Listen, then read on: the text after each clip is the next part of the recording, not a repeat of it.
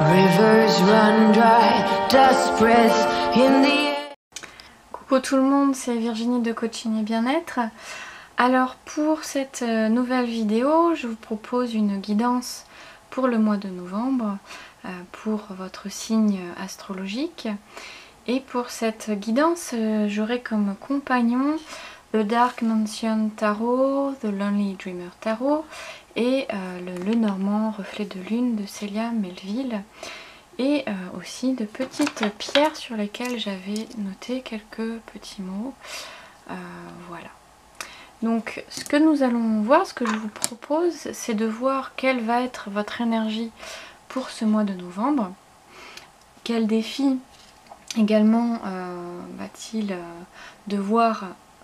falloir relever et comment, et voir le résultat probable si vous mettez en œuvre pour relever cet éventuel défi. Voilà, donc je vous retrouve tout de suite pour la guidance. Alors pour vous les Sagittaires, quelle va être l'énergie de ce mois de novembre? Donc avec le Lenormand, on a le Renard, le Lys et le Soleil. Alors, vu comme ça, ce sont là des bonnes cartes, hein, des cartes positives. Après, on va voir un petit peu l'ensemble des cartes.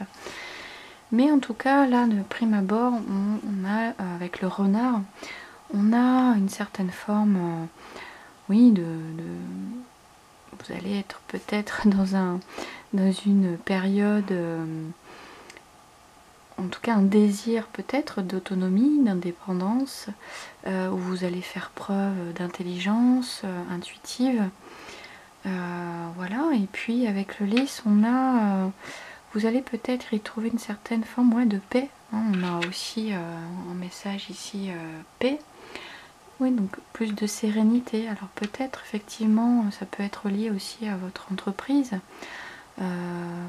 Et avec le Soleil, on a vraiment l'accomplissement, l'aboutissement, la lumière dessus. Donc tout ça mélangé, c'est de très bon augure en fait. Vous allez vraiment être dans cette énergie où on a l'impression, oui, que tout va vous sourire en fait. Hein, tout va vous être ouvert, y compris votre intuition. Voilà, alors pour moi vraiment c'est peut-être plus lié effectivement au côté professionnel. Vous allez vraiment briller, vous allez faire preuve d'intelligence, de ruse, de votre instinct, hein, de questionnement, on va dire, pointilleux. Hein. Bon, je sais pas, ça me vient comme ça. Vous allez être pertinent en fait. Vous allez... et vraiment, il y a ce côté serein, voilà. Tout va vous sourire, voilà ce qui me vient. On va voir s'il y a un petit défi à relever quand même. Hein. On a le 5 d'épée. Alors, le 5 d'épée, vous allez être peut-être en proie, malgré tout, hein, à travers ce succès aussi, en proie à certaines pensées. Alors peut-être que par rapport à certaines de vos expériences passées, peut-être que vous n'allez pas forcément y croire là, à ce succès, à toute cette positivité. Vous allez toujours peut-être être un peu rattrapé. Oui, comme si vous doutiez peut-être un peu de vous-même et que ça vous mettait un petit peu sur la défensive. En tout cas, vous allez vouloir préserver cet état-là, hein, de paix, de sérénité, de succès. Du coup, vous allez peut-être vous trouver un peu plus sur la défensive, où vous allez peut-être devoir défendre vos idées aussi, hein. Devoir préserver votre entreprise, votre statut, préserver tout simplement votre sérénité, hein, votre succès. Et peut-être que c'est vous-même aussi, hein, oui, comme je disais tout à l'heure, qui peut vous saboter un petit peu aussi et d'être en prise un peu à votre schéma de pensée, voilà, vous dire j'y crois pas, comment ça se fait que voilà, j'ai du succès ou que j'ai pu accomplir certaines choses. Voilà, peut-être un peu de doute sur vous et et qui vous empêche justement peut-être aussi d'apprécier ce que vous allez accomplir. Voilà, on va voir comment dépasser ce défi. On a le monde. Alors le monde, c'est de vous ouvrir en fait à d'autres perspectives, de vous ouvrir au succès, de vous ouvrir à l'abondance, de vous ouvrir à votre potentiel, de vous dire que effectivement vous, en tout cas à vous autoriser en fait à apprécier tous ces moments-là, tous ces moments de succès, que vous en êtes capable. En fait, oui, pour moi, c'est de... Comment dépasser ce défi-là? C'est de vous ouvrir tout simplement à cette capacité, effectivement, à avoir tout simplement du succès, à vous sentir serein, à vous sentir en paix. Alors peut-être que c'est pas forcément une notion habituelle, hein. Peut-être que vous avez en général du mal à trouver de la sérénité et à réussir dans votre activité professionnelle, hein. Je sais pas, hein, mais en tout cas,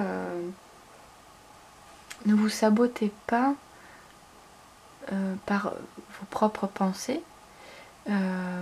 Laissez faire les choses comme elles doivent être. Évitez aussi d'être dans cette autodéfense, hein.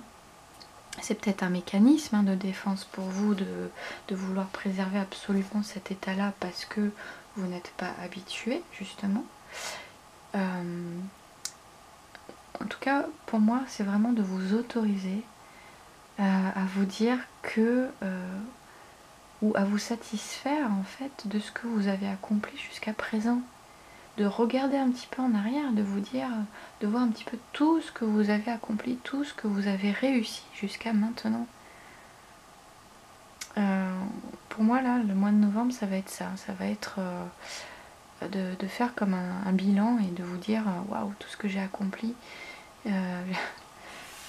Voilà, et puis de vous autoriser à le vivre et d'éviter d'être dans cette énergie-là, là, de vouloir défendre absolument cet aspect-là, puis de vouloir de vous défendre quelque part contre les autres, mais vous défendre contre qui, contre quoi en fait. Le résultat probable, si vous ouvrez à ça, on a la reine d'épée. En fait, c'est comme si vous alliez, en faisant ça, c'est comme si vous alliez gagner quelque chose, prendre le dessus sur vos pensées, sur vos idées, sur votre état de paix et de sérénité, sur votre succès. Peut-être aussi que vous allez en être fier, vous allez le montrer aux autres, vous allez... ça va peut-être aussi vous donner l'envie d'accomplir encore d'autres choses et de mettre encore plus en avant vos idées.